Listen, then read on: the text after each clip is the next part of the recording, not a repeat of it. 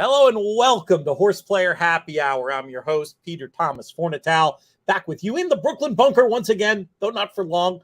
Very excited. I've been on the shows. I don't think I've missed a show in terms of appearing, at least doing a look back into Breeders' Cup Betting Challenge or Breeders' Cup betting in general history. Maybe we'll do one of those. Maybe my feet will be put to the fire on this show to tell a betting story from Breeders' Cup's past. But it's good to be back in the host chair. Thanks to JK for ably sitting here. He is busy with his other gig right now because, of course, this is a very special edition of the show. It is Saratoga opening day, and we've got a thrilling contest going on. We'll get to a leaderboard update in a minute. But first, I want to introduce the co-host on the show. He's appeared on Horseplayer Happy Hour doing one of those betting segments earlier in the meet with me. From In the Money Media, he is your reigning Breeders' Cup Betting Challenge champion, Drew Coatney. Drew, how are things? I'm doing good. How are you this afternoon?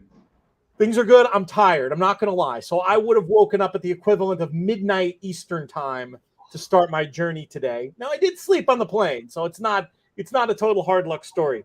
But the body is in the throes of jet lag, which is why my happy hour beverage of choice, at least for now, we'll see. Maybe I'll get an alcoholic one later. But we're starting with the caffeine because I want to make sure, and I just spilled it all over my keyboard because that's the kind of day that you have when you're brain dead with jet lag. But it didn't seem to knock out the broadcast. So that's the good news. And yeah, caffeine, the beverage of choice for now. Maybe the alcohol will make me feel a little bit better. Maybe we'll get to that as we get on with the show. Drew, I understand you are playing in this Horseplayer Happy Hour. Have you been playing every week? How's it been going? Have you I've been trying to play every week. I think I've missed a couple here and there.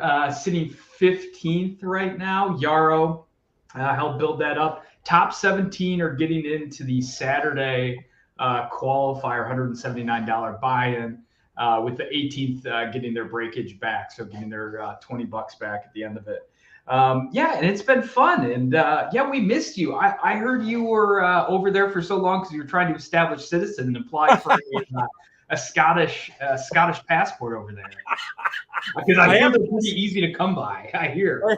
I am a Scottish landowner now. That much is true. I own a square foot of property in the Scottish Highlands. This was a gift from my tour guide / friend, but that's a story from another time. Citizenship may be a bridge too far, but yeah, we'll talk all about the trip. We got a lot of stuff to get to. I think we should start with the reset that I typically like to do at the beginning of these things, and we'll do it in a little bit of a different way. We talk about how there are 3 different ways to qualify for the Breeders' Cup Betting Challenge via Horseplayer Happy Hour. The first being the one you were just describing, Drew, what we might call the traditional route. You finish in the top 10% in this $20 qualifier and you advance to the Saturday game.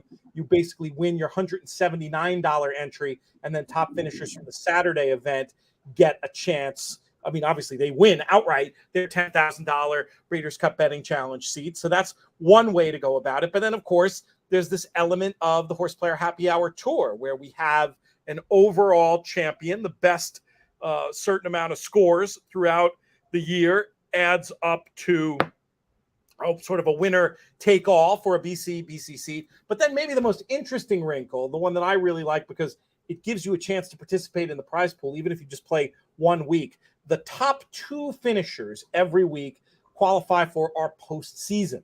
The postseason field being rounded out by other tour finishers. But you show up any week, you grab a second, you get a chance to play in an 80-player tournament for a third, really a second free Breeders' Cup Betting Challenge seat. And then the thing we always like to talk about, the house cut of that $20, that goes right to Thoroughbred Aftercare, the Thoroughbred Aftercare Alliance, and the Thoroughbred Retirement Foundation. So it's all for a good cause. And then we get together, rotating cast of characters this year with JK has his TV responsibilities. Matt Bernier, obviously, we'll have him on doing some pre-tapes, but he's always on TV now on Thursday afternoons. Want to pull in Michelle. Maybe we can get Michelle next week, right before, it might be our last shot before Del Mar starts, and she's working Thursdays. But you and I are going to be here a whole bunch as well. So there's a lot going on when it comes to these Horseplayer Happy Hour shows. And I'll ask it to you in the most basic way possible. What is it, as put aside your business relationship and the fact that Breeders' Cup are great partners and we love promoting the Challenge Series races and all that. What do you like as a player about these Horseplayer Happy Hour events? Yeah, I think these are great little events from the charity element to start. I heard Kim Weir yesterday on Steve Bick promoting the quick call race and all the great things that they do at the TRF there. JK had her on the early week show as well. Folks should check that out too. Oh yeah, right, with JK right after Old Smoke. That's right. And our friends over there. So yeah, that's the first part. And then I think the second part is just kind of what we're doing here. Tail end of the day, you get an hour to listen into all sorts of folks talk. JK had some fun cast of characters. I don't know if you got to catch the Vanessa Ryle miming sketch that they did. I heard about it. That was truly ridiculous. I have no idea what was going on there, but it sounds like they made it work for a podcast segment with no audio. It sounds like it did okay. Yeah, and I think lastly, it's just the best deal in town. $20 to get in to a qualifier at 179. The cut goes to a good cause, so it's kind of hard to pass up. And then at the end of the year, if you've had a couple top finishes to get into the postseason, not a bad way to go. All the better. How has I've introduced you as the reigning Breeders' Cup Betting Challenge champion. You've talked extensively about what that meant to you at the time. How do you feel approaching this year's event? You're presumably going to be participating once again, defending your title. How is it different this time around, just in terms of your mindset heading in? Yeah, I think there's a little pressure. A little pressure is one thing. I've kind of, as you said, that went completely over my head, the strawberry alarm clock reference that I am not. Not a one-hit wonder. That was the idea. Not a one-hit wonder. Yeah, the Grade 1 Gamble helped validate, and then getting out to be hosted by Tom Quigley and his crew out there to finish fourth in the Belmont Challenge that ExpressBet put up. I finished fourth, and ironically, I can go down a deeper rabbit hole of kind of the race was lost on a probable. So I'll save that story whenever you're ready to get into it, because it talks about contest strategy and cash tournaments, and sometimes when you have to pack up your ball and go home and you don't have an opinion. Right. Well, we'll get there. That is a little down the rabbit hole. We will get there, though. I do think there's a lot of people joining in who appreciate the deeper sort of strategy conversations, and we'll get to that. We'll encourage people also to make some comments. That's one of the super fun elements of these shows. One of the things that I like the most is that opportunity to interact with the audience. We do a bunch of different shows, but one of the things that makes this one unique, not just following the contest in real time, but having the opportunity to talk with people. I do want to talk. I don't know. How much of Saturday have you looked at yet for Saratoga? Did you look at the Diana? I did look at the Diana because Fev Rover and as I think JK's been calling me the king of Woodbine, I think. So Fev Rover being the import coming down to make the trip. I can't imagine it's a tremendously long van ride to get up down from Toronto to Saratoga Springs, but 6 or 7 hours. It's no joke. But it's not the longest thing in the world. Yeah, we will talk about that later. But with 4 minutes to post here, and they're still in the paddock, so I wonder if it is going to be a little bit longer than that in the end. They originally moved up post times because of weather, but maybe they have some new information, or maybe they're just going to hustle them out there and go right to the gate. But let's take a minute and talk about this race. Actually, you know what? I changed my mind. Before we do that, Craig. Craig, I'll give you a minute because I didn't prep you for this at all. Let's look at this contest leaderboard so far. I think this is a good chance for that. We'll do the leaderboard, and then we will get to this race coming up. And encourage our folks, especially our regulars, to drop us a line in the comments. Michael Robinson right now in first with 54.70. Mark Mahoney 44.90. Nathan White 41.70, tied with Lou Mazzarelli. Good to see Lou's name on there. Hung out with him at the paddock bar many times. Mark Stovall, Bruce Meyer, a regular. Michael Cavana, a regular, former final panelist. Michael Domable, great to see his name in there. Going to be doing some great stuff for us for Colonial Downs. William Moravec, and we'll do a couple more. Why not? Daryl Parker, that's a new name. Brendan Snodgrass, we've seen that one before. Sam Sample, we're just in behind Scott McGovern. Michael Chiapidis. Drew Coatney in 15th, Dave Duncan and Domable there again in 16th, and we'll give honorable mention tied in 16th to Togo Travaglia and Chris Couples, regulars who we see on there. Oh, and John Gasper, another regular, and actually our first ever Horseplayer Happy Hour Tour champion right now in 22nd, David Browning. Lots of great names, and I love the mix of old and new. How do you feel about where you are right now, Drew? You pleased with this position? You feeling good about advancing to Saturday and potentially picking up some tour points? Yeah. I feel good right now. The next couple races are like wide open. So if I hit one of the 7th, 8th, or 10th, I think I'll lock in my spot. Even a place, I think, will get me up there. So I feel good with the pick and pray format. I've got some blockers in there kind of automatically. I think there were some shorter prices. Like, I don't think I've hit a horse over 3-1. Yeah, I've had 3 straight winners with Selima, Dust Devil, and Yarrow. So what's your strategy generally? You mentioned liking pick and pray. How do you just go for the classic sort of play who you like type of a situation, or do you only look in certain price ranges? How would you describe to somebody your general approach to these kind of contests? So different from the live bankroll stuff you're known for. Yeah, and there's I play what I like, but I also look at the kind of perspective of where do I think the odds are going to fall. I think that's something that any horse player can get really good at, of anticipating where the market's going to put their money. And so, right, Selima was going to be short, but I figured she was going to be pretty dominant in that race. So paying $6.80 total, not terrible, but that's a bettable favorite in my opinion. Yeah, for sure. Yeah. So I bet with both fists and cash on the side. But at the end of the day, when I'm picking longer price horses, it's not from this is too short, so therefore it's more of the probability is going to be all out of whack, especially in this next race. I think there are some horses to beat, but I don't know.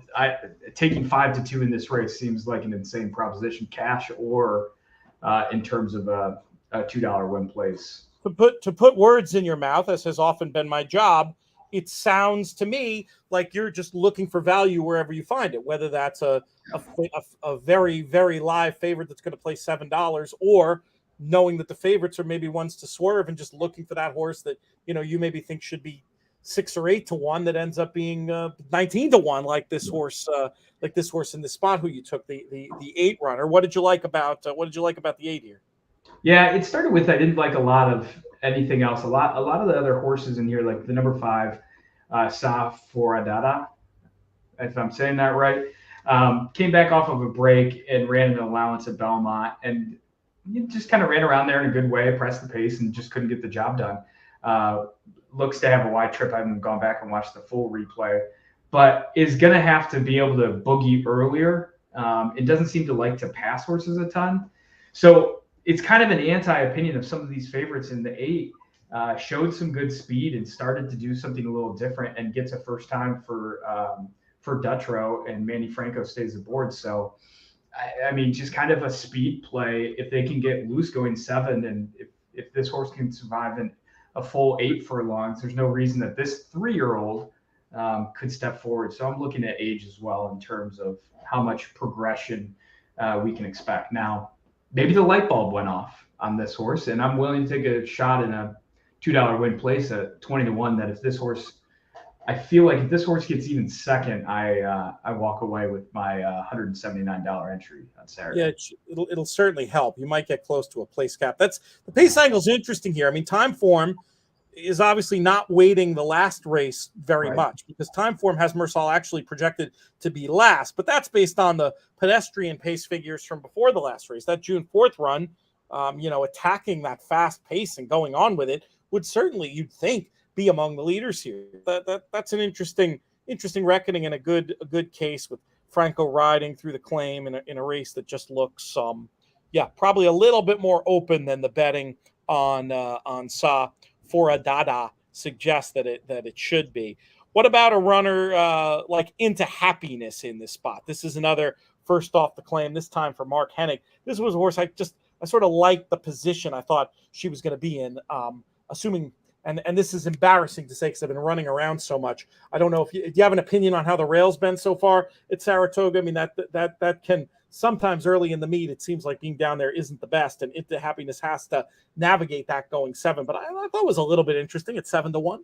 Yeah, it doesn't look good, especially in the 9 furlong event they ran with Portos and oh, the name's going to escape me here. I'll look it up. But the jockeys did all they could to stay way off the rail, floating as wide as they could. Dust Devil was the other horse's name. Right, of course. So just based on that fact, and I've seen a couple longer shots kind of fade on the rail. It's not. I would lean it towards negative, but not change my whole handicapping opinion. Nothing definitive. I may take a little nibble here with the 1 and see what happens. If you're out there, let us know who you're approaching. We got Chris Couples in the chat. Oh, we got a lot of people have chimed in, starting with Kimbo, who is asking a question about the post times. And yeah, post times in America are not. It's not like the U.S. As you can see, over there, it's the 410 from Nottingham. It's not the 3rd race at Nottingham. Here, we go by race number, and they get full license to move things around based on various factors. Sometimes it's the really annoying, irritating, and I'm not even sure correct belief that putting races off late increases handle. Sometimes they'll do it for that reason. Classic sort of post-drag. In this case, I think they were moving races up, Kimbo, because of the fear of weather. I think there's supposed to be some bad weather in the area tonight. So I think that's what that is about. Matt Miller chimes in, a huge supporter of Horseplayer Happy Hour, says it's good to see us. He did his usual 60-second morning line-based picks this morning, and feels like he'll have an entry up higher on the board after this next one. We'll go to the leaderboard and see who he's so confident about that he's saying that, Drew. You look that up while I go through some of the other comments. Chris Couples talking about the 7th race, typically not a race to look because he thinks it's volatile, but ended up with a lone A in the picks in the form of Condiment Girl. So I wonder if Condiment Girl is who Chris ended up with in terms of selection for these contests. 9-2 on the morning line, another with speed, another off a claim. Very tricky. Well, I feel like an opening day at Saratoga, trainers are pointing for this spot, and you see so many of them coming off the claim here. It's just another reason why it would make me a little hesitant. And maybe we're just knocking the 5 into the winner's circle here, Drew. But, with all these trainers taking shots and really carefully selecting a horse to compete in this race, presumably, it does make me wonder about taking too short of a price. And Chris furthers the case on Condiment Girl, 2 for 2 at 7 furlongs, and feels like we'll be outside of the speed for first run, which sounds completely reasonable to me. We'll say hello to Victor, who's chiming in. Rob, another big supporter. Happy opening day. Back to you.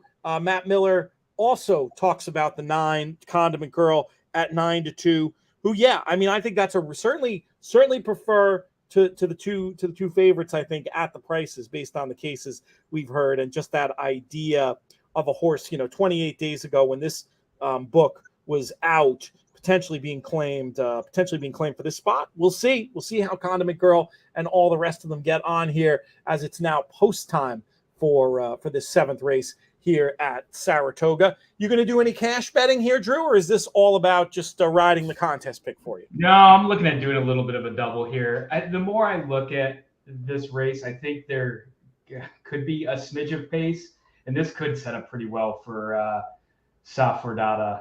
So I might do a little double 5 into the next race with Sea Cottage and a smidge of, if my PTs will load, the number 1.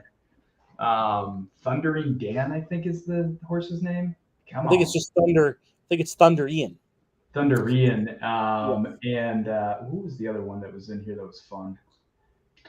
I think that was just those 2. So 80% of my money would run through Sea Cottage here. So all right, hold on. We got to put bets in quick. Yeah, you get those bets put in, and we'll talk them into the gate, and then we'll send it out to Frank with the call here in a minute. Craig, we're gonna do that unless we have Michelle to call the races. We're gonna do more of letting the actual race callers do their job here. But there's a couple left to load, so I'll keep it going. Hopefully everybody out there enjoying their Saratoga opening day. More to come. We'll talk Diana. We'll talk about Drew's strategy at the end of that Santa Anita contest, and we'll yap a little bit about the trip to England. Maybe I will even go grab a tipple that I got on said trip for the next portion of the show. It is Horseplayer Happy Hour after all. All right, Craig, I think we have enough of them loaded now that we can send this out to Frank for the call. Thanks, Greg. We're waiting on Safora Dada. And needs some money. Safora Dada is in.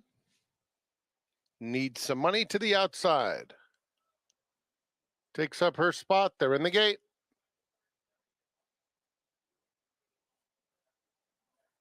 And they're off. Needs some money out quickly. Here's Condiment Girl, though. Condiment Girl takes command early. Graceful Rose now moving into second, followed by Mersal, a close-up third as they get to the main track. My Girl Jal on the inside in fourth, 4 lengths off the lead. Joined at the rail by Carbon, who's in just a little bit tight, but moving up willingly, finding a tiny seam and taking advantage. Obrigada is not far behind, just 3.5 or so off the pacemaker, followed by Safora Dada. Needs some money is next. A break of 3, back to Miscreant, and it's a distance to Into Happiness. Around the far turn, the opening quarter went in 22 4/5 seconds. And they're still chasing Condiment Girl, who leads the way by just about a head, pressed hard on the outside by Mersal, who's coming, and in between them, Graceful Rose. Graceful Rose takes a very narrow lead on the outside. Mersal moves to engage in second. These two arrive at the top of the stretch together. Condiment Girl is down at the rail in third. Here's Safora Dada coming alive in the center of the track. Mersal on the outside up to take the lead inside the final 1/8 of a mile. Graceful Rose on the extreme outside. Into Happiness, who was so far back, is flying late, and Into Happiness blows by them all. Into Happiness wins it by almost 3. Safora Dada was second, then it was Mersal in third, and a close photo for fourth. That's a gross beat, my friend. I thought you might win there, and then I thought you might hold second. That's a good bad beat face, though. This is the worst way to watch races on this stream. So for anyone who doesn't know, we've got this like little portal thing set up, and it's like watching. It's not the cleanest of feeds. So like watching your horse judderily like fade down the lane just adds salt to the wound. So I'm gonna have to figure something else out here because yeah, get a monitor. That is what I highly recommend getting a monitor. But yeah, that. I mean, the horse fired, the 9 fired, the 8 fired, and the 5 actually fired okay, but it was just one of those where, the horse that moved last moved best. What price was the winner there? 7-1. I hope you got stuck in. Yeah. Oh, that's right. This is how jet lagged I am, that I forgot that was the horse I had bet a small amount of money on. But we'll take it. We'll take 7-1. Yeah, we just needed to play the try there, and we would have been absolutely fine. Oh yeah. Stick around. We'll give out some more winners. Oh, heaven. I'm not too sure we're going to give out that level of try anytime soon. But that's going to pay well. Yeah, it's going to be okay, even with the favorite in there in second. So yeah, they went almost 45 in change, 45.9 to the half. Holy smokes, they were flying.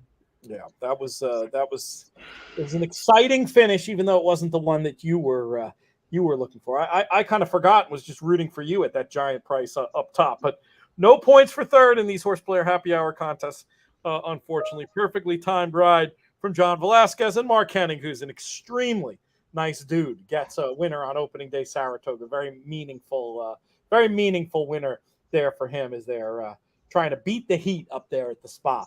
Let's go back to some of these other topics. Let's do your Santa Anita story first, because I thought that sounded really interesting. You said there were two separate aspects to it. One was you said you misjudged a probable. We'll start with that, and then you can tell me what you meant when you said that you ended up, not having enough of an opinion to actually make your characteristic big play in the last that you did so well with at both Keeneland, Keeneland twice, Breeders' Cup Betting Challenge, and then again in the Grade 1 Gap.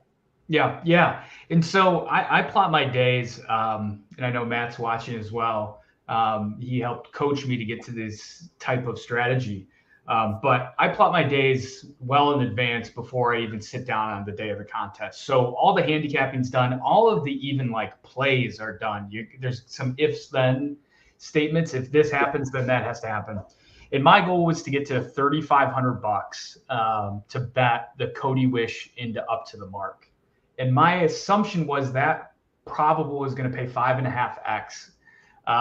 Now, the starting bankroll for that tournament, I forget exactly what it was, but the winning number was going to be between 18 and 20, just based on historical, but also I think the multiple was about that 15 to 17x to get to that total bankroll. And so when you're doing that 15 or 17x, that's based on the starting bankroll, not what it pays to get in the contest, right? So if it's a $5,000 contest, but you're only betting $3,000 as bankroll, and you're talking 15x, you're talking 45, 3 times 15. Yep, absolutely. And so, I plotted the course, got to the $3,500, and then pushed all in. And my thought was Up to the Mark wasn't going to take all of the money because there was a Euro import in there. I forget the horse's name. I thought was going to take some more money and get me 5.5x. And I wrote in my notes, if not 5.5, pack up your ball and go home and take the money and be in a defensive posture. Because in the Belmont Stakes, I mean, it's just a wonky distance. Anything can happen, and it kind of did, right? And Arcangelo was my top choice, but did I really have enough conviction to pull the trigger on a push with Arcangelo? And I could have afforded, I think, 2 others in the win. I would have won. I would have destroyed the field by I think $4,000 or $5,000. But the day was lost when the probable on that double paid 4.5 instead of 5.5. If it pays 4.5, I'm sitting at 19,000. I'm in the lead. I play the minimum in the stakes and I win. But it paid 4.5, left me short. You said that backwards, by the way. If it paid 5.5, you would have been in a great spot heading in. It only paid 4.5, so you ended up, and it doesn't sound like that much difference, $1 on a double. But how much real money are you talking about here that you ended up with versus what you would have had? Yeah, so I think I walked away with it was 13 plus another 4 plus another 6, so 22,000-ish, and there wasn't much difference between second and fourth, so I just mailed it in with a $190 bet, not bet myself out of position, see if I can't climb the leaderboard. I still think you should have at least played that money on the horse you liked, Arcangelo, rather than the favorite. That's an interesting debate that I'd love to hear your explanation of. Yeah, and I'll have to remember the specifics of it. Why it was not, I think it was, you had a chance to play a horse, 2 horses, right? Arcangelo, and I can't remember the other one that didn't win. And it was a probability play. I put the horse on top, but it's not like I was married to the horse. Sure. I mean, when you're making a pick in the paper for In the Money Plus, that's who, if somebody is asking you, who should I play to win, you're giving them an idea. It's not the same, all races aren't created equal. Right. It's far from it. Sometimes a pick is just a pick. I mean, we've seen that with Jonathan where, he's given out, was it Henley's Joy a few years ago, $50 horse or more. And yes, he cashed, but people are assuming he cashed for the world. And it's like, well, that was one of 8 horses I played. It was just the one I liked the best. Yeah, right. Well, it's like it's not a dissimilar situation, really. Yeah, and people forget, I played Jackie's Warrior all over the place in the Breeders' Cup, and I wrote an article about how Jackie's Warrior was a beatable favorite because I knew it was a... Yeah, and talking more from the win pool point of view too, right? I mean, at 3 to 5 in the win pool, who needs it? As one horse to cover in a double, I mean, the horse is such a likely winner. You have a price in the other leg. Within the ecosystem of the Breeders' Cup Betting Challenge, that one made absolute sense to me. A little bit less so to me, just personally, my own 2 cents. A little bit less so to use Forte for a, when you're dealing with a minimum anyway, I figure you're playing so conservatively anyway, you like double conservative instead of, and I don't think it would have mattered. I mean, to be fair, I don't think that Arcangelo money gets you that significantly ahead when you're only playing a $150 bet or whatever the heck it was. But it did strike me. Matt Miller himself points out that, you would have just had to risk so much relative to what you had to gain. And that, there is this idea, it's all situational to me. It's, not, you're going to risk betting yourself out of a top spot when the reward is really there. And that could be in the form of a super strong opinion. Like, to me, the Flightline situation, that you famously made that all-in push, that made so much sense because it was freaking Flightline. And even though the horse was 2-5, really, I think a lot of us thought the horse was 1-5 or 1-9. It was already this betting opportunity of the year. And then when you had the chance to get that outside reward, it made sense to swing. Yeah. And so, and for the record, if I pushed all in at the end, I would have won, sadly, I guess. But, so the Mike Maloney thought comes up of, you got to pass some winners or else you're betting on too many. And when the grade 1 gamble came up, that was an all-in push, I think about 17 or 18,000. But the difference in NHCC, which is, that's an awesome reunion tour to go on, a Breeders' Cup seat, and second place, I think, got like another 20 or 30,000 on top of it, whatever it was. So like the difference from where I was to get to second place was going to be gargantuan. And so I didn't love those horses. I probably liked those horses less than I did in the Belmont, but the prize structure was in such a way that it warranted what I did in the grade 1 gamble. So it all comes down to one's own assessment of risk and reward at the end of the day. It's one of the things we talk about so much. All right, let's do the Diana real quick, because I think it's actually usually 5 horses, 4 trained by the same person.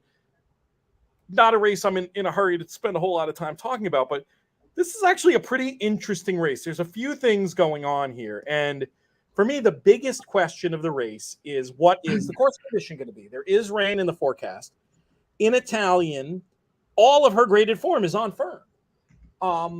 At 1-2 or shorter, if there is cut in the ground, I think I might actually take a little shot against her, because I think there's kind of an interesting filly who's done well with cut in the ground in the past on the numbers, who does not have recent final numbers that are fast enough, meaning she's going to be a price, who's a terrific closer. I'm talking about Fluffy Socks. I think Fluffy Socks becomes interesting if the course is a little bit boggy. I do not imagine that, that in Italian's going to face a whole lot of pace pressure from any of the stablemates. But I don't know. If I'm Fev Rover, I'm not being, even though she did so well coming from last the last day, I'm not sure against 4 horses from the same stable, I'm not being a little bit more aggressive and at least trying to make a move entering the far turn or something there. I think if Fev Rover is just held out the back and decides to like make one run, nobody else is going to do anything resembling dirty work there. So I'm hoping Fev Rover can maybe just be aggressive enough if we don't get a top level in Italian that Fluffy Socks could at least run second. Now, if it's firm turf, it's all out the window. I think it's just give the race to in Italian and be done with it. But I do think for me, on softer turf, I think that you could get cute. Trish says that in Italian's a single in the Diana. And you know what? If it's firm turf, and there's no question about that, I totally agree, because she's going to be able to walk, and that should be fine. And if she were 3-5 in the fixed odds, I'd be in England, I'd be all about it. Honestly, that would be enough value for me. David Aragona guesses 2-5, and that's probably more like what the price is going to be. Anyway, what is your thought on this year's Diana, Drew? Yeah, I mean, I go in Italian, but you got to think this horse has to throw in a clunker at some point, right? It could happen. It happens to most of them. But that's such a terrible handicapping angle. If you go back and watch Fev Rover, I was blown away on these airwaves. I said, I'm going to wait and see. This horse hasn't seen potential yet. because of the odd running lines that we've seen once coming over. Ran a couple times, did so pretty well at Woodbine last year. And then in the Nassau, didn't even run until maybe the 16th pole, and pulled herself completely into the race. I think that time forward figure at a 116 could be a 122-ish if fully cranked and set down. And that was a first start since October. Now you have a yielding course, so it could be hard to make the figure for it. I haven't talked to Craig or any of those guys about how confident they feel about that figure, but I mean, that felt like a primer for something big. And at 12-1, not a terrible price.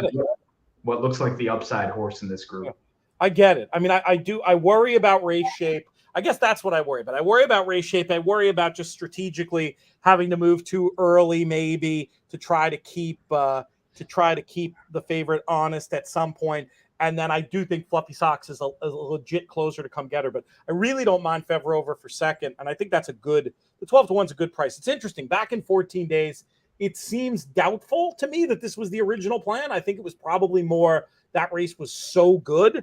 They said, well, man, she's just begging to be here. But I mean, she was bought for a lot of money. She was very, very good over in the UK. She was owned in partnership actually by a guy, the best, I'm going to just say it, the best analyst, the best written form analyst that I think I've ever read, Hugh Taylor, one of my colleagues at atheraces.com. He owned a piece of Fevrover. They sold her, and she's been really good here. And obviously the last race looks like a potential new level of ability. In like a big full field, I'd like her so much more. I think at the price she's going to be, I'm not going to worry about the fact that she might be up against it strategy-wise, but I do worry she might be up against it a little bit strategy-wise. But, we'll see. We'll see how it plays out in the Diana. Definitely a race that could have Breeders' Cup implications. In Italian, obviously, nearly won the thing last year. I know you were torn between In Italian and Tuesday for one of your big moves there, and worked out just fine for you. But there were some panicky moments about 3/16 from home, I'd say. Yeah, it was Tuesday on Saturday, that's for sure. And Mark Cassey was quoted. I'll give credit to the reporting. Whoever did the reporting said he's taken Dave Grenig, taking a page out of Jerkin's book, saying, "Run them when they're good. I know they're coming back in 2 weeks, but run them when they're good." So yeah, he's capable of this move for sure. I'm not like wildly anti or anything. Like I said, I think is interesting at the price. There's this other part of me holding me back and wanting to get even, maybe a little cuter with the other Chad. It's not a bad place to be. And I would love to have, and this is why, Hong Kong, we've been hearing a lot on the airwaves about it. I would love to hear jockey intention ahead of time. What Chad huddles the group up and says, all right, market segmentation, I know you're fast, but Jose, let In Italian go. You're never going to catch that horse. Sit off of In Italian. And then Fluffy Socks, hang out with Fevrover. When Fevrover moves, you move. And then White Beam, it's like wherever you find yourself in the race. Somewhere in between. Yeah. Yeah. I mean, that's an interesting horse too, White Beam. I mean, really has all the upside. But I just think this is a too tough of a spot at the price that she's going to be. But boy, the future's bright for that one. It's a small but talented field. It turns out there. It'll be good. So, what shall we talk about now? They say 2 minutes, so let's talk about this race. And we should probably talk Schuylerville too at some point. And then at some stage here, you and or the audience need to be asking me some questions about the trip overseas. So what did you end up playing? And remind me who you have in the contest here. Did you go with Thunder Ian at 43-1? I sure did. Awesome. I think it was kind of a loose lead type of angle here on the rail. I think they're on the inner. Jacobson owns. He kind of knows what he's doing, and it's just the opening weekend at Saratoga. Anything can happen. So, I mean, do I feel great about the price? No, but when a horse runs against and finishes third behind yours truly, looms boldly, better be on some tickets. But no, I think it was another competitive race, just like we saw previously. And I was imagining this horse was going to be a little bit more bet, but again, the difference between like 40-1 and 20-1, percentage wise is not that great of a change in total market pool. So, no, when you think of it in terms of implied probability, it's not. I mean, I wouldn't let the price put you off of a horse like that on a day like this. My bigger fear would be that the favorite who looks live is the other one that's likely to go to the lead. I feel like you almost need the 4 to stumble a little bit or something to get the trip you're looking for here, and that's obviously not terribly likely. But hell, at the price you're getting, I don't think you're crazy or anything. Yeah, a little bit of a cutback and could get the rail. Florent's up. The guy knows what he's doing on grass, and I mean, a lot of things got to go the way with when you're playing a long shot like this. But yeah, I think the 4 is the horse to beat. 5 is interesting as well in here. Kingfish Stevens, another stalker type that the pace should set up pretty darn well today for this kind of presser closer to get back up into the frame. So that could be a good underneath use. And Unleash the Power, nothing really got me excited on this one. Saez is a board who's getting the first call of the mount on this one. Imagine will be ridden a little bit aggressively, but has never really done anything with a hot pace and kind of as a, last out, stalked a neutral pace and didn't do much. Finished a half length behind, couldn't get the job done, and then 2 back, slow pace, and got caught late. So not quite a winning formula when you got the 4 and the 5 at the top of the market, who looks a bit more attractive. Jackson asks us for our opinion about the 10 runner in this spot. He's been doing a fantastic job for us, writing over at inthemoneypodcast.com. The 10 runner here is Consultant. Makes a ton of sense to me. I mean, that was a great trip angle last time at Laurel, making that early move into the fast pace. Now coming back, that was a 222-day layoff. Now coming back in just 26 days. The post isn't easy, but with the right kind of ride, if a trip can be worked out at double-digit odds, I don't mind that one. Clasaris already has a winner on the day. So, yeah, Consultant, very, very interesting. I keep coming back to the favorite and being very boring in this spot. But I like Jackson's case for the 10. Who does anybody else like out there? Who else are we playing? Let's take a quick look back at the leaderboard, Craig, if we have a second to do that. And we'll see what some of the top players in the contest are doing. And we can look at it through that lens, because even though it says post time, obviously it's going to take them 2 or 3 minutes to get down there. I don't know if you have the leaderboard open, Drew, on a separate tab or your monitor to take a look and just, take a look at what the top few people have. I'm just curious to get some other prices to vet, whether they come from the folks watching at home or the folks in the leaderboard. Yeah. So top of the leaderboard, Michael Robinson connected on Into Happiness and pushed him up $22.90. So Louis Mazzarelli, a lot of these folks, top 9, all connected on that horse in the last race. Michael Domabull's up there in 3rd. William Moravec, Daryl Parker, Michael Kiptis, and David Browning, Peter Bear. The champ, Michael Baychak, at 9th. And then it gets pretty tight from there around that $40 mark. So yeah, Chris Couples has chimed in. Chris Couples has chimed in with a thought on Born a Gambler. So that's one worth taking a quick look at. Says basically has improved significantly since the switch to Maker, and that he makes figures, and he has the last 2 races faster than the buyer. I mean, to me, that becomes almost a no-brainer when you have a horse that looks better according to your proprietary info than what the public is seeing. That makes it a very easy call. Cremony says, let's go. Well, we'll go on with it. Thank you for tuning in. Glenn Parker, who's in 5th, is on the 6 runner here. That's Unleash the Power, who Drew was kind of lukewarm about. Give us the case if you feel like it, Glenn. Let us know what it was that you liked about Unleash the Power. It looks pretty logical.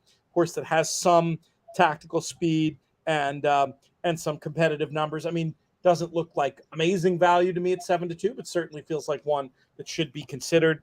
Kimbo goes with Dream Point, another big bomberoo for a price. Very different situation for this one, who's been running in these New York bred maidens. Got the job done last time going 7. Has to go a little bit further now. We'll see how Dream Point classes up. This one for 26 runner. But I'll tell you this. I've seen this before with horses where, they might be an 0 for 25 maiden, and then they might win 2 out of their next 3. There is that idea sometimes of the penny just dropping. So I wouldn't looking to be laying Dream Point, Kimbo, even though if Dream Point wins, I will be happy for you. I will not be wagering my own hard-earned in this spot. There's a ring at the door here, Drew, and that could be Susan getting home. She took a later flight than me. I took the earlier flight to make sure that I'd be home for Horseplayer Happy Hour. Let me just make sure she gets in okay. I'm going to leave you to narrate this and then throw it to Frank. Feel free to interact with the commenters, etc. Yeah, absolutely. And I don't have the commenters pulled up, so apologies on this, but I am just surprised that the number 4 C Cottage is going to be as short a price as is. And I think it's a good question for us.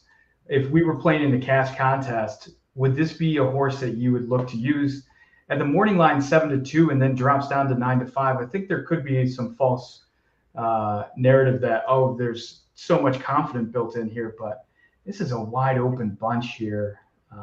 So not really sure about that one. And we can see, are there any show jumpers? No, but there's a lot of show money on that 4 to get up there and hang on, because you imagine the 4 is going to be speed and hasn't finished out of the frame in the last 6. So it feels like a decent show bet if that's your jam.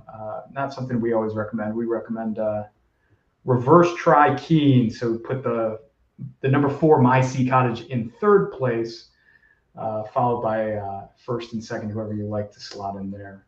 Try and get a better payout on that. So, yeah, I like the number 1 Thunderian. I'm still kind of rolling with this horse. I may have to even put a little bit of a wager here as we are talking live about it. 3-year-old, lightly raced.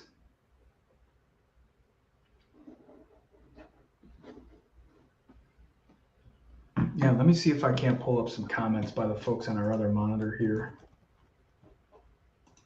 It helps if you type with the right keyboard.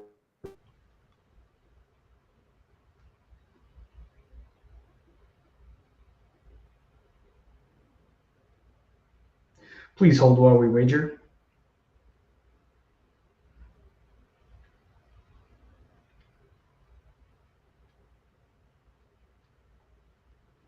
Yeah, so here's my show bet. I'm going to use the 4, 5, 6, and 10 over the 1 in this spot.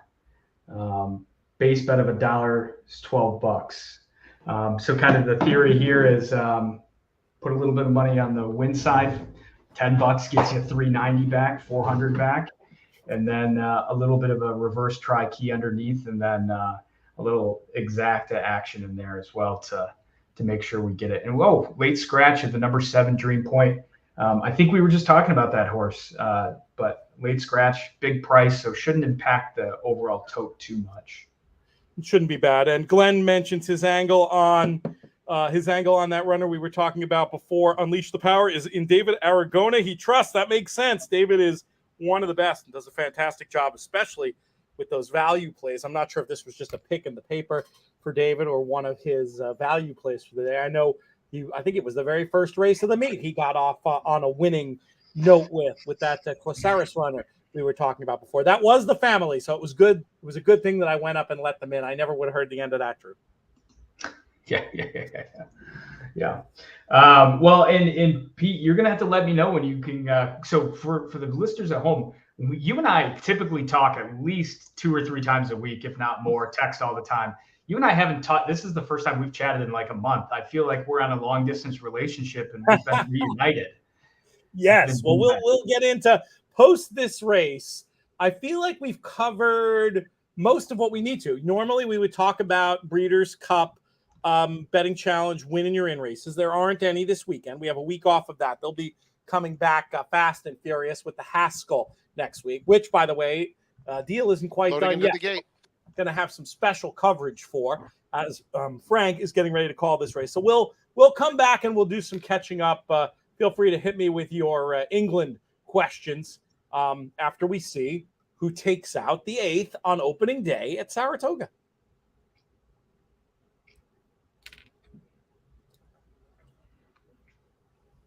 Last few to go in.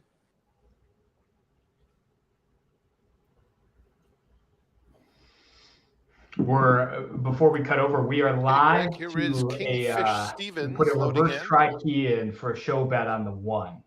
Okay. So 4, 5, 6, 10, 4, 5, 6, 10 over The last 1. one to load is Chileno.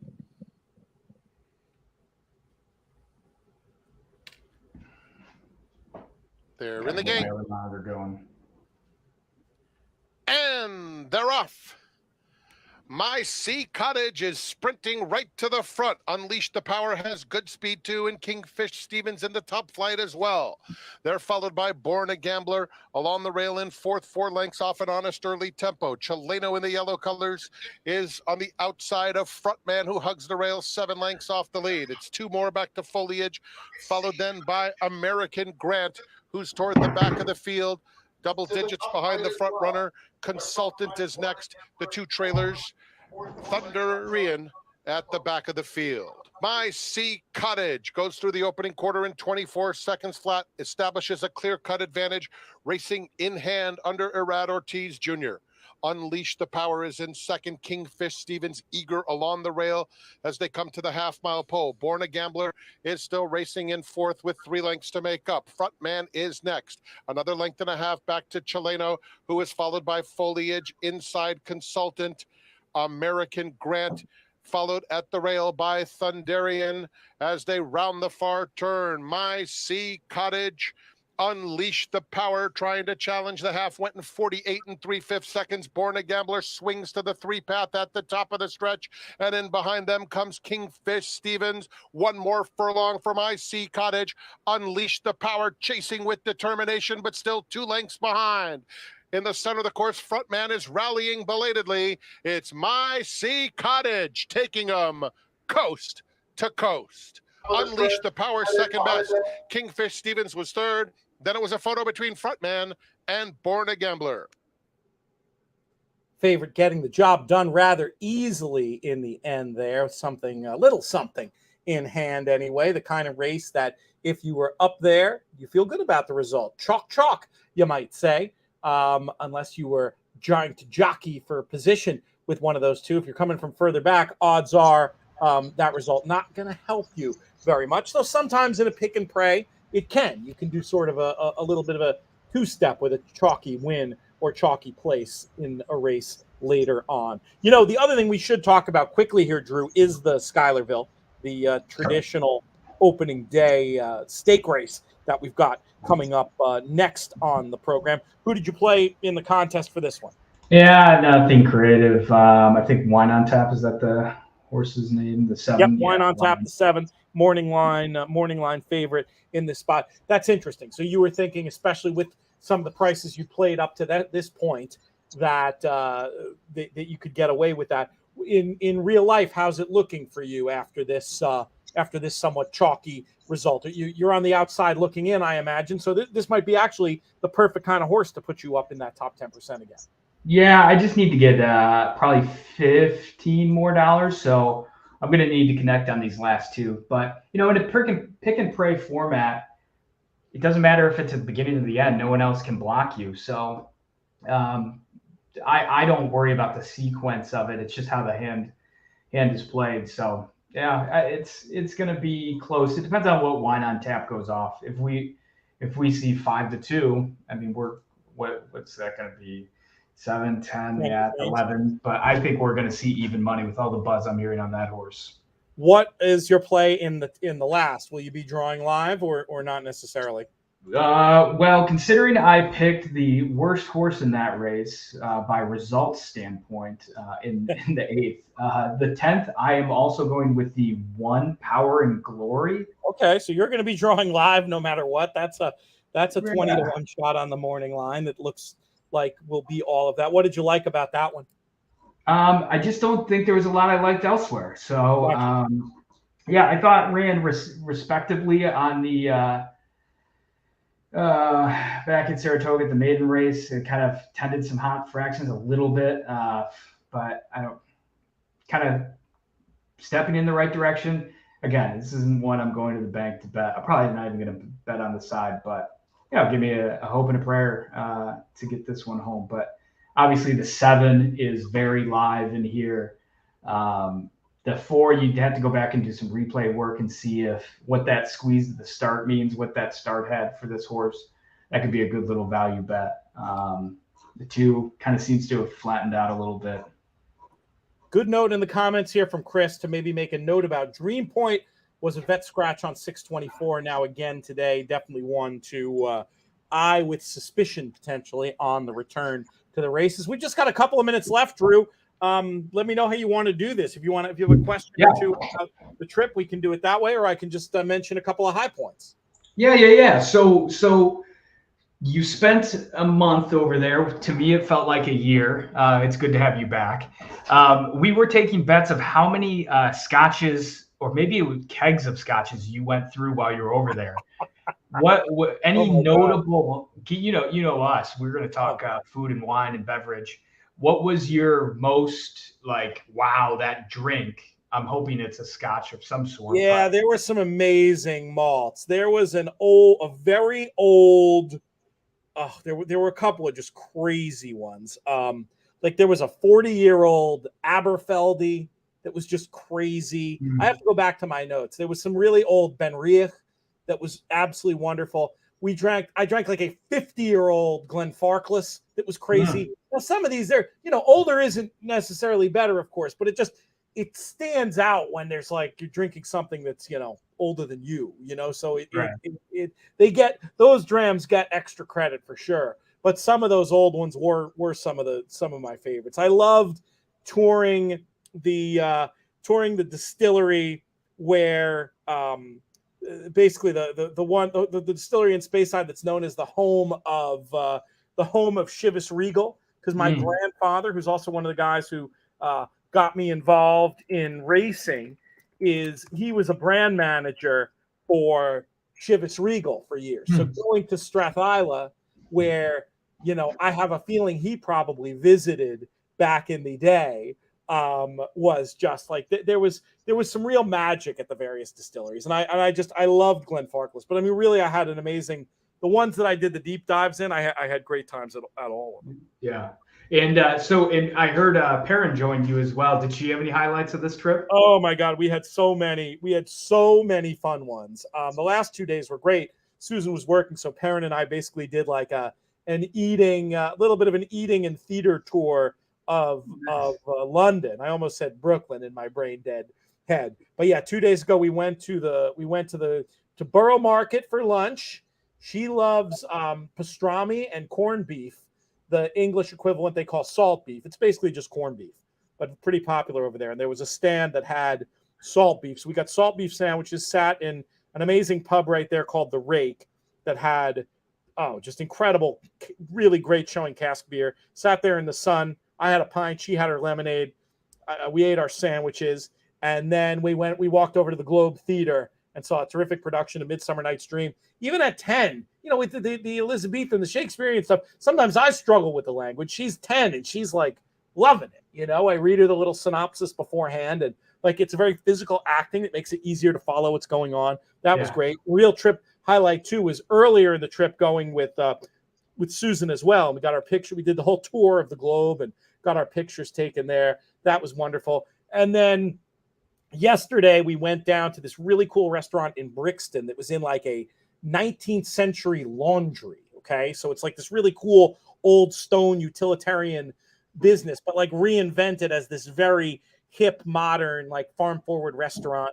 We both had the steak and chips, which was incredible. And they had Pimm's. It was really good. I kept Perrin away from that, but I had some Pimm's, and we had strawberries and cream for dessert. Oh, and a watermelon salad that she dug into. And then we went to the movies. We went to see Elemental, which was very fun. And then a couple hours of chilling. And then she and I went down I had an errand to run in Bermondsey. So, of course, stopped by my maybe I'm just going to say it, my number one favorite brewery in the world. It's certainly top 5, the Colonel in Bermondsey, to see Moritz and the team down there. Moritz wasn't working, but got to see G and some of my other pals down there. And then we went to this really cool ramen spot in a railway arch, very tucked away and cool, called Bone Daddies. And Perrin wanted to order a second bowl. She liked it so much. So it was really this, it was a lot of, those were just a few sample days. The whole trip was kind of like that, though. It was my gosh. She's gonna be the most cultured young woman when she goes to college. She's like looking around at her classmates like, yeah, you haven't had ramen under a railway archway, whatever the heck you just said. Now, did you hear the thing? Did you see her? She had her network TV debut. I got dozens of messages from people about this, but I'm not sure if you saw it. She was on that show Generation Gap with my mom, and so she got a great clip for her reel if she decides she wants to do something in theater. So and apparently I got a lot of airtime too, because a lot of people I don't even know were like, "Was that you? That looked just like you." I wore a customary suit and hat for the Generation Gap premiere. You can probably find that on the ABC website if you're interested. But she and my mom did a great job. It was a ton of fun being there for them. All right. We'll roll through these scores one more time. We'll talk more London later. Michael Robinson, Lou Mazzarelli, Michael Domable, Daryl Parker, Michael Baychok. Great to see him playing with us. I owe him a phone call. William Morovich, Michael Clapit. I keep butchering Michael's name, and it's not a hard name. Kiatipis. I'm going with that. Michael, or if one of Michael's confederates is listening, correct me on that, please, if I'm wrong. David Browning, RX champ. Peter Bear, former BC champion like yourself. Kevin Murphy, I'm assuming that's our Kevin Murphy from In the Money Media, helping us with the social media. Nathan White, Scott McGovern, Mark Mahoney, Gina Giarusso, William Smith, Jeff Van Dree, and Mark Stovall right now. But all to play for with 2 races left to go here. That same Kevin Murphy, I'm sure, will send a shot of the leaderboard when all is said and done. Drew, this was so fun. I say we do it again tomorrow. Why don't we look at the Woodbine late pick 4 for the late week show? You up for that? You're muted. If we can push it back to the afternoon and have beers and watch Saratoga, that sounds great. But typically we record before work starts for me, so I'd like to do that if we could. Trying to mainline as much espresso as we both can at the same time. We'll talk. Text me in the morning what might be a good time. I'm starting early. I'll be on half UK time, so we'll get it done. This was fun. We're going to do it again. Loved all the comments from everybody. Producer Craig, thank you so much for making our jobs so easy. We always appreciate that. I'm going to go upstairs and see how the family's travel back was. It was smart of me to move that flight, though. That wouldn't have been good arriving halfway through on my first show back. So I, at least, if nothing else, I get to feel like that was my good decision of the day. Everybody, enjoy the rest of opening day Saratoga and all of opening weekend. We got so much coming up for you, from Del Mar to Monmouth to Saratoga to Indiana to Colonial Downs. Follow it all. Most of all, pay attention to everything going on over at breederscup.com. They've got some amazing new merchandise. We're going to be featuring that in some upcoming weeks. We're also going to get back on the beam, doing more Breeders' Cup Betting Challenge stories, Breeders' Cup betting stories in general. I kind of forgot to do mine today, but it's just as well. I would have told it scatterbrained given the overall state of things. That's going to do it. This show's been a co-production of Breeders' Cup and In the Money Media. For Drew Coatney, I'm Peter Thomas Fornatal. May you win all your photos.